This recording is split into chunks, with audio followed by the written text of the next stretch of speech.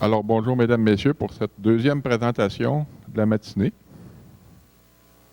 La présentation va être faite par M. Jean-Sébastien Guy de Corem. M. Guy est à l'emploi de Corem depuis mai 2014, où il œuvre en tant que directeur de compte majeur et responsable du développement des affaires. Avant de se joindre à Corem, M. Guy a été à l'emploi d'Esri Canada pendant plus de 10 ans, où il a notamment siégé sur le conseil d'administration de la GMQ. Avant ça, il a aussi été à l'emploi de la Financière agricole du Québec et du directeur général des élections du Québec. Monsieur Guy? Oui. Merci Alain. En fait, c'est Alain qui m'a engagé chez Esri il y a belle lurette, donc c'est des retrouvailles pour nous aujourd'hui. La conférence d'aujourd'hui va être beaucoup en lien avec ce que, pour les gens qui étaient déjà dans la salle, ce que vous avez déjà vu avec Monsieur Garneau. Donc, on va parler de Big Data, on va parler de... Allô, allô? Oui? OK. On va parler de Big Data, de cloud, d'info nuagique. Un peu des tendances aussi qu'on voit dans le marché. Puis nous, de manière qu'on a tout regroupé ça dans notre vision, c'est vraiment l'Internet des objets, Internet of Things, les réseaux machine-to-machine pour ceux qui en ont déjà entendu parler. Si vous ne connaissez pas ça, vous êtes à bonne place. Donc, avant peut-être de vous donner une définition de qu'est-ce que c'est, comment ça fonctionne, etc., je voulais vous donner quelques statistiques sur l'Internet des objets d'un point de vue mondial, international, pour essayer de comprendre le buzz qu'il y a autour de ça présentement. Fait que vous voyez les chiffres au tableau. On parle de milliards de points d'extrémité, de capteurs qui sont en train réellement de constituer un nouveau réseau qui va générer de l'information pour le globe. L'information, on va l'avoir, est presque tout le temps géolocalisée, dont la pertinence d'être aujourd'hui ici dans un colloque de géomatique. Qu'est-ce que c'est exactement l'IDO, Internet of Things, l'Internet des objets?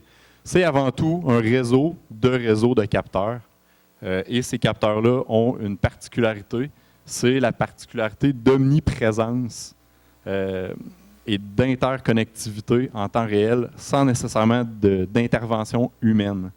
Donc, on a vu des exemples tantôt avec M. Garneau, mais c'est vraiment la particularité d'un objet, d'un capteur, d'envoyer continuellement de l'information à un centre qui, elle, la reçoit et la traite essentiellement.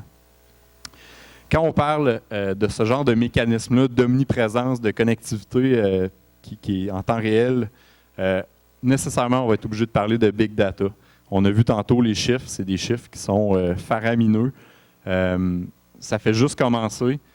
On est à l'aube un peu de ce phénomène-là. Tout le monde parle du Big Data présentement, mais il n'y a pas tout le monde qui sait c'est quoi exactement.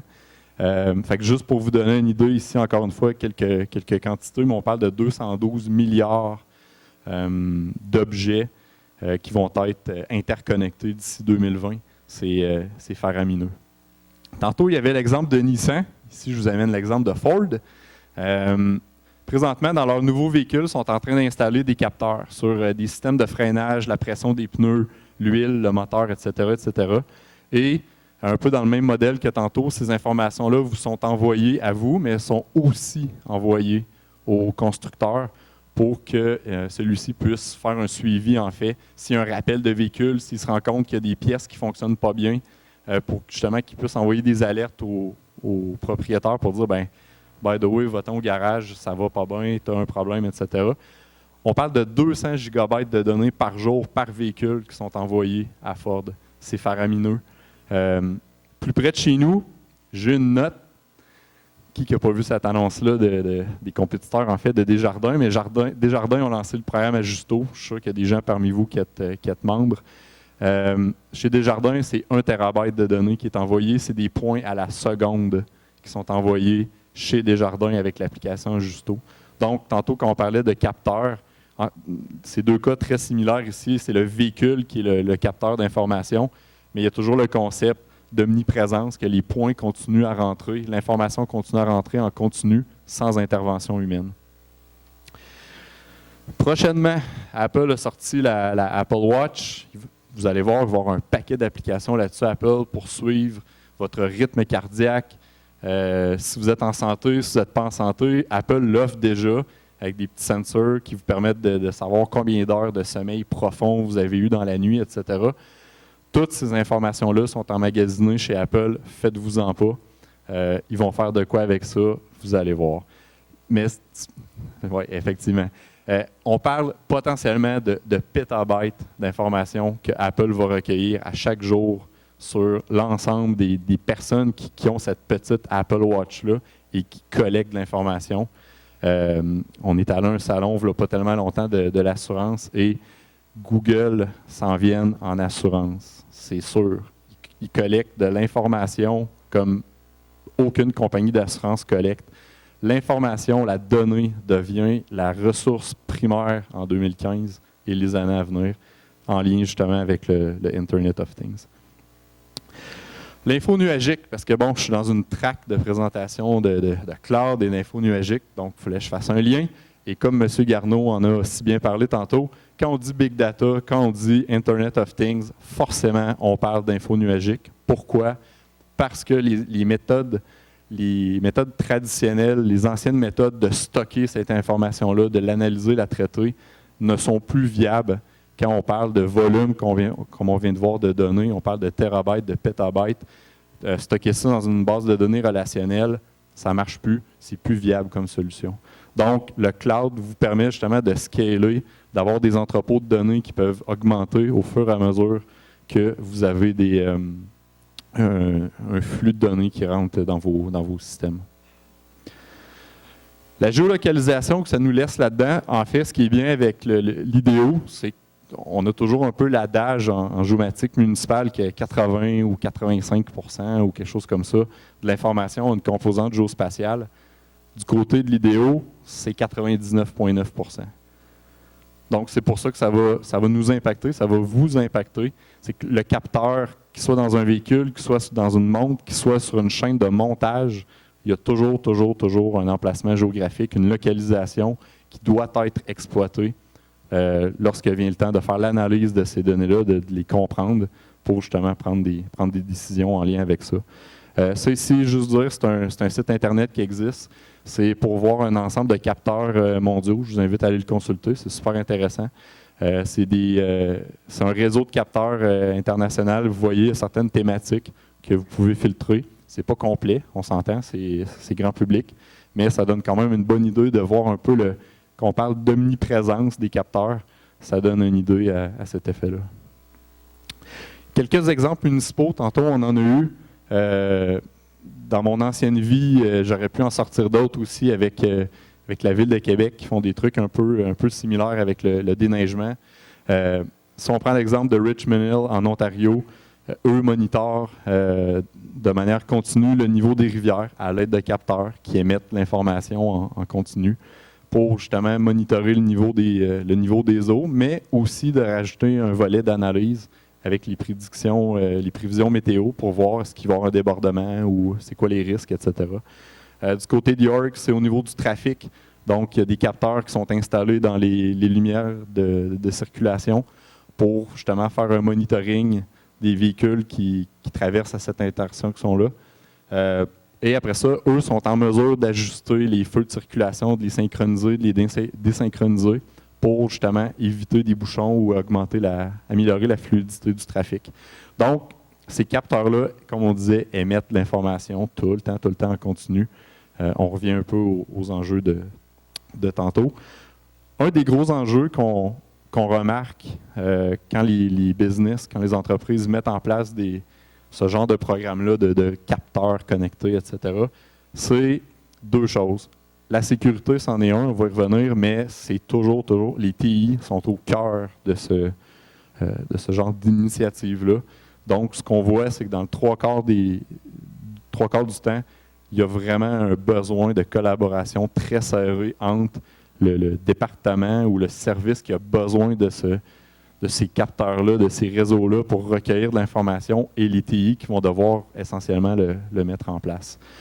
Du côté de la sécurité, quand on parle de l'Internet des objets, il y a 3 déclencheurs qui font qu'aujourd'hui c'est important et que ça ne l'était pas il y a longtemps. Premièrement, c'est l'augmentation des réseaux sans fil, la couverture. Donc, de plus en plus, le Québec, le Canada, le monde entier, en fait, est couvert via des réseaux sans fil, via des réseaux de télécom très performants.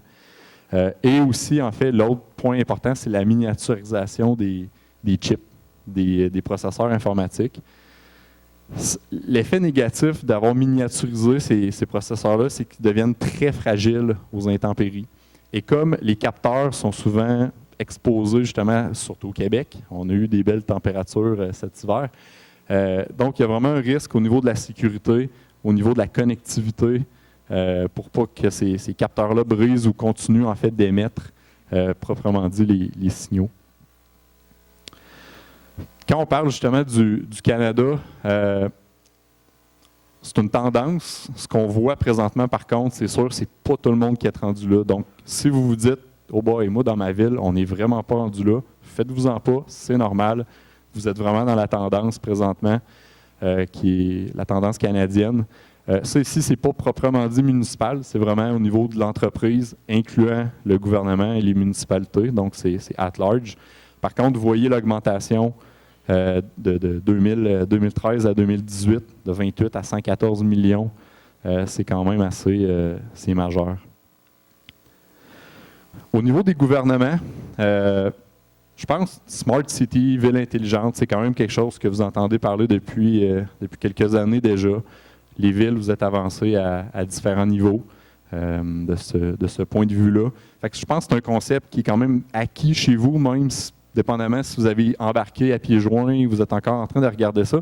Mais je pense que le concept de recueillir de l'information en temps réel, que ce soit via des mécanismes plus traditionnels comme des systèmes d'appel, puis de plainte 3 en 1, etc., ou via des systèmes de transport intelligents pour le déneigement, etc., je pense que vous êtes déjà familier avec ce concept-là. On prévoit qu'au Canada, les dépenses, encore une fois, vont pratiquement quintupler d'ici les 5 prochaines années en ce sens-là. Fait que si vous n'êtes pas prêt, pensez-y sérieusement parce que ça s'en vient. Ça va frapper, pas frapper, mais ça va impacter forcément les municipalités d'ici. Au niveau des opportunités, je pense, on revient un peu au concept de Smart City. On a parlé des cours d'eau, on a parlé beaucoup des véhicules, des réseaux de transport intelligents, on a parlé des feux de circulation. Je vous dirais, dans mes années que j'ai passées avant à dealer et à parler avec vous, j'ai vu une multitude d'idées, une multitude de projets. Puis je vais reprendre un peu ce que M. Garneau disait, la limite du Internet of Things, du Big Data, c'est vraiment votre imagination et votre capacité aussi à justifier les investissements en fait, qui sont requis pour mettre en place ce genre de solutions-là. Mais dans un contexte de gouvernement municipal, tous les exemples sont bons, de la cueillette aux ordures jusqu'à l'optimisation des services aux citoyens. Je n'ai pas besoin de faire de dessin, vous connaissez ça mieux que moi, c'est votre business quotidien. Peut-être ce que je veux vous entretenir de plus important, c'est au niveau des considérations, justement, avant de vous lancer dans une aventure de Big Data, de Internet of Things, etc. Première chose, c'est essayer de ne pas tout faire seul. Encore là, je veux pas parler pour ma paroisse. Ça vient pas de nous, ça vient vraiment de l'étude de IDC Canada. 3/4 des compagnies, en fait, qui se sont lancées, ou des gouvernements qui se sont lancés dans des projets d'Internet Internet of Things ou de réseaux de capteurs et de sensors. Tu ne peux pas tout faire seul, c'est impossible. Tu as besoin d'une expertise externe, que ce soit au niveau des capteurs eux-mêmes, que ce soit au niveau du réseau de télécom, que ce soit au niveau des technologies qui vont analyser, qui vont stocker ces données-là, ces informations-là. Donc, première considération, si vous vous lancez dans un projet comme ça, et les sondages nous indiquent que 30% de vous allez le faire, prenez vraiment le temps de faire le tour, de bien vous choisir un fournisseur, un partenaire avec tous les différents aires ou services logiciels, etc., que vous allez avoir de besoin pour mettre en place ce système-là. Celui-là, il est important aussi. On en parlait tantôt. Les façons de faire actuelles, vous allez devoir les repenser. Je ne veux pas don't shoot the messenger. Je fais juste vous apporter des nouvelles, mais il va vraiment falloir que vous pensiez, que vous commenciez à vous familiariser un peu avec la famille qu'il y a à droite, les Hadoop, les NoSQL, les Hortonworks, etc., qui sont des plateformes d'entreposage, de gestion du big data. La majorité sont nuagiques, sont dans le cloud. Pourquoi? On revient à ça, c'est que les façons de faire actuelles, que ce soit des BD, comme je vous disais, des BD relationnels, des BD SQL, n'ont pas été conçues à la base pour gérer le big data. Le big data, on parle tout le temps de la variété, le volume et la vélocité des données. Oui, on peut stocker des grands volumes de données dans une BD comme Oracle, exemple, mais si cette donnée-là change à chaque seconde, comme on a vu dans le cas des capteurs qui sont omniprésents, ça n'a pas été bâti pour faire ça. C'est là que vous allez devoir commencer à vous familiariser avec des termes comme column base au niveau des entrepôts de données, avec Hadoop, avec des entrepôts de ce genre-là. Fait que ça, de votre côté, je vous invite fortement à commencer à vous familiariser avec ça, à prendre de l'information là-dessus, parce que c'est le point de départ de votre système de Internet of Things, de capteurs, de big data. Si vous n'avez pas ça, oubliez ça. Ça va vraiment falloir que vous pensiez à revoir vos façons. Claude en a parlé un petit peu tantôt aussi. Le point le plus important dans tout ça, c'est bien beau emmagasiner de la donnée, puis mettre ça sur une tablette, mettre ça dans un entrepôt big data, c'est de l'analyser. Je ne vais pas vous convaincre, vous êtes tous des géomaticiens d'expérience avec un bon background dans la matière, donc vous reconnaissez déjà l'importance de l'analyse au niveau de l'analyse spatiale, entre autres. Comme Claude disait tantôt aussi, ce qui est intéressant avec le big data, c'est que ce n'est pas toute la donnée que vous collectez qui est pertinente.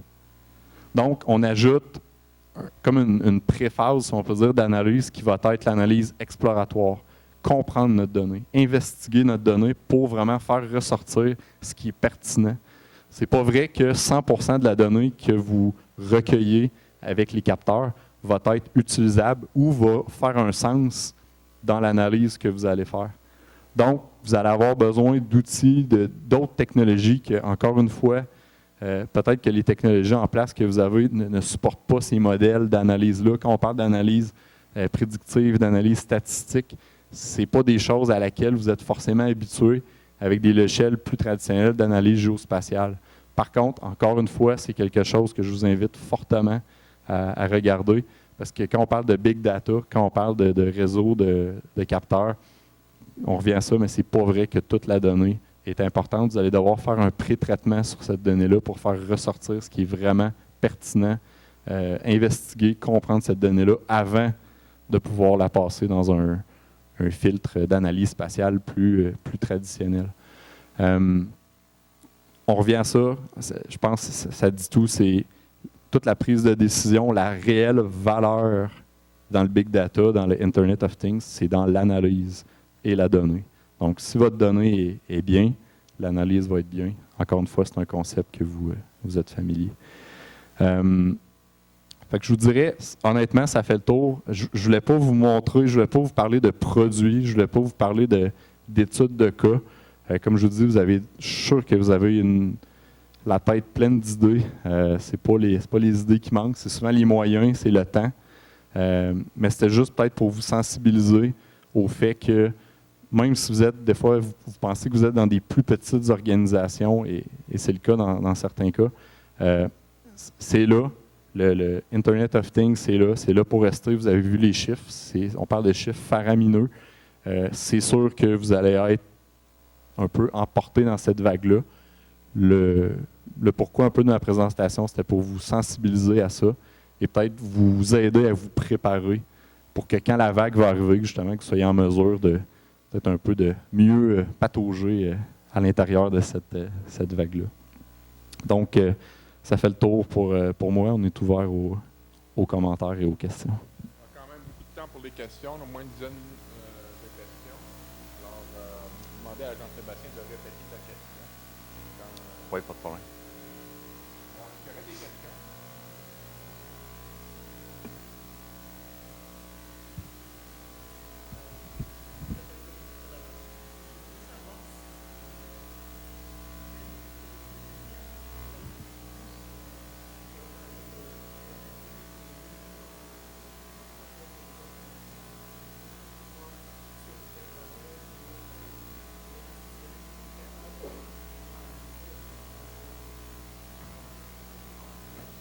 Mhm.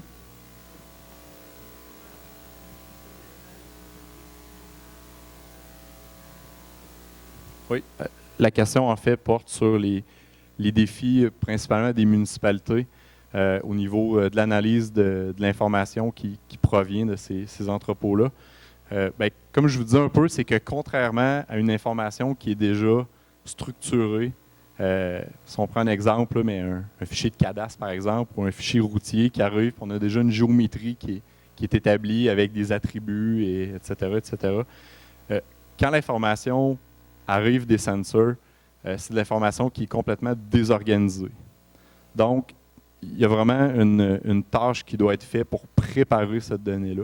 Le défi, l'enjeu au niveau du big data, c'est vraiment de comprendre l'information, sa structure et quelle information qui est contenue là-dedans, avant justement de pouvoir peut-être la remettre là, dans un format qu'on est le plus familier, plus habitué avec, pour justement la traiter encore une fois, dans des outils, des solutions avec lesquelles on est familier actuellement. Donc, si on revient un peu tantôt au niveau des plateformes analytiques, pour la gestion, je ne sais pas à quel niveau ces outils-là vous êtes familiers avec, mais autant d'un niveau stockage que d'un niveau analyse, on voit vraiment une tendance dans le marché qu'il y a des nouveaux joueurs qui arrivent. Il y a de plus en plus de nouvelles plateformes. Si on regarde récemment, Microsoft a acheté R, qui est un langage de programmation au niveau de l'analyse prédictive, parce que Microsoft voit justement la nécessité de faire ce genre d'analyse-là, de faire du prédictif sur sa donnée pour essayer de comprendre, de dégager des tendances, pour extraire justement juste ce qui est pertinent dans notre entrepôt de données, pour être capable de la comprendre justement, de prendre des décisions. On revient toujours à ça, la géomatique, c'est quoi? C'est un outil d'aide à la décision. Donc, avant de prendre une décision, il faut être capable de comprendre justement cette donnée-là, d'où qu'elle vient, comment elle est structurée, pour être capable de faire ressortir des tendances fortes ou moins fortes, etc. Fait que je vous dirais, le défi, c'est vraiment au niveau, c'est des nouvelles technologies, des nouvelles plateformes qui arrivent, que probablement les villes actuelles, les gens dans les villes, l'expertise n'est pas nécessairement, historiquement, l'expertise n'est pas bâtie sur ces technologies-là. C'est des nouveaux outils, des nouvelles plateformes, des nouvelles façons de faire, un nouveau vocabulaire quand on parle d'analyse linéaire, régressive avec la méthode ABC en statistique. Ça demande une nouvelle connaissance qui probablement n'est pas présente, du moins pas dans peut-être les plus petites villes pour l'instant. Donc forcément, il va y avoir des fournisseurs de logiciels qui vont arriver avec des trucs hyper flyés justement pour essayer que ça soit facile pour ces gens-là de faire ce genre de processus-là sur leurs données, puis pas nécessairement devenir des experts dans un domaine qui n'ont pas besoin d'être, en fait. Là. Je ne sais pas si ça répond un peu. Là. Oui, tout à fait.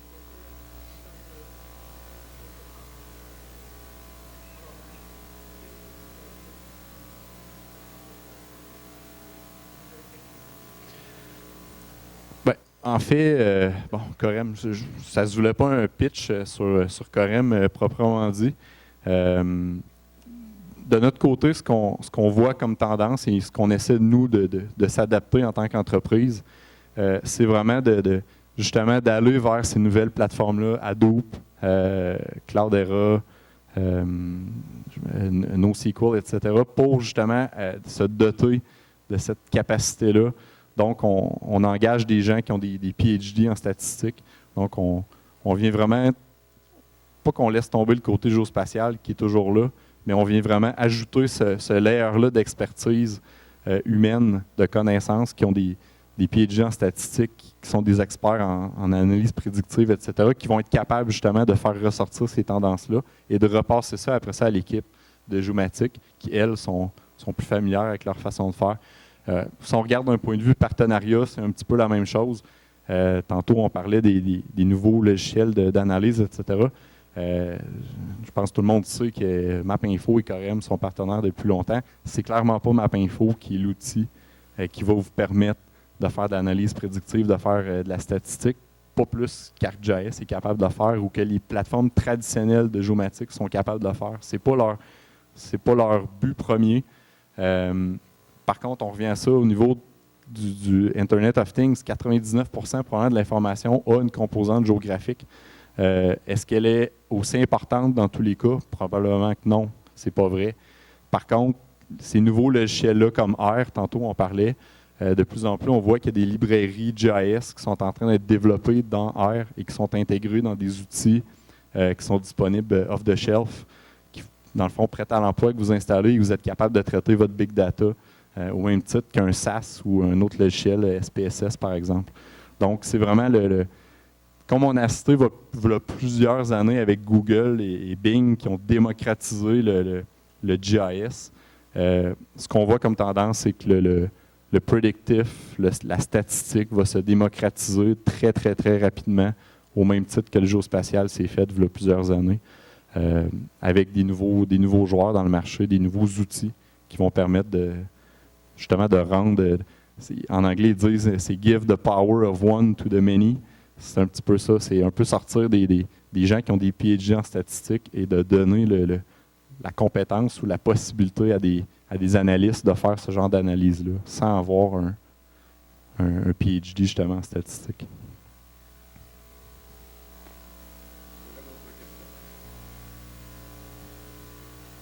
Juste vous dire, si vous voulez vraiment voir la partie outils, la partie fonctionnalité, etc., je vous invite à aller voir la présentation de mon collègue Simon, qui vous présente un des outils qu'on utilise pour justement traiter des données volumineuses, du big data.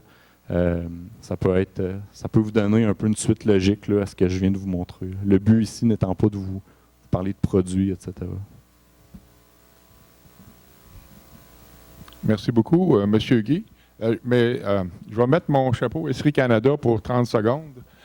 Juste faire un commentaire sur ce que vous avez dit à propos d'ArcGIS. Peut-être des choses qui sont arrivées depuis votre départ en mai 2014 qui justement permet d'écouter les capteurs et de les faire tomber dans des bases de données géospatiales. Donc, de dire que peut-être que MapInfo ne le fait pas, mais de dire qu'ArcGIS non plus ne le fait pas du tout, je pense qu'il faut apporter une petite nuance à ça. Alors, je tenais à préciser.